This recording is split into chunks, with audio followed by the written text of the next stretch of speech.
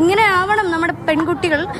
അതുപോലെ നമുക്ക് നേരെയുള്ള ഓരോ ആക്ഷേപങ്ങൾക്കും എതിരായി പ്രതികരിക്കണമെന്ന് തന്നെയാണ് പറയാനുള്ളത്. ഒരു സ്ത്രീയെ അപമാനിക്കുന്നത് മോശമാണ്.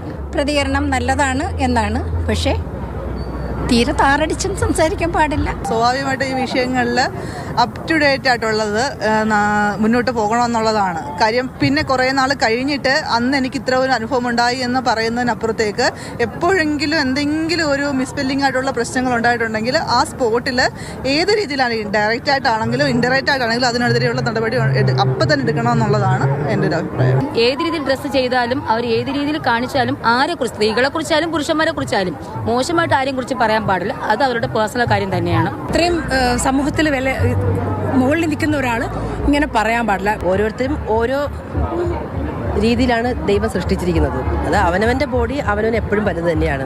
ആർക്കും അങ്ങോട്ടും ഇങ്ങോട്ടും അത് ഇൻസൾട്ട് ചെയ്യാനുള്ള റൈറ്റ് ആർക്കും ഇല്ല. സ്ത്രീകൾ തീർച്ചയായിട്ടും പരാതിപ്പെടണം. കാരണം നമ്മുടെ ഇമേജിനെ ബാധിക്കുന്ന എന്ത് കാര്യമാണെങ്കിലും നമ്മളത് ശക്തമായിട്ട് പ്രതികരിക്കുക തന്നെ വേണം. രണ്ട് പെൺകുട്ടികളുടെ അമ്മ എന്ന നിലയ്ക്ക് സ്ത്രീകൾ ഇങ്ങനത്തെ പരാതികളുമായിട്ട് മുന്നോട്ട് വരിക തന്നെ വേണം എന്നുള്ള അഭിപ്രായമാണ് എനിക്കുള്ളത്.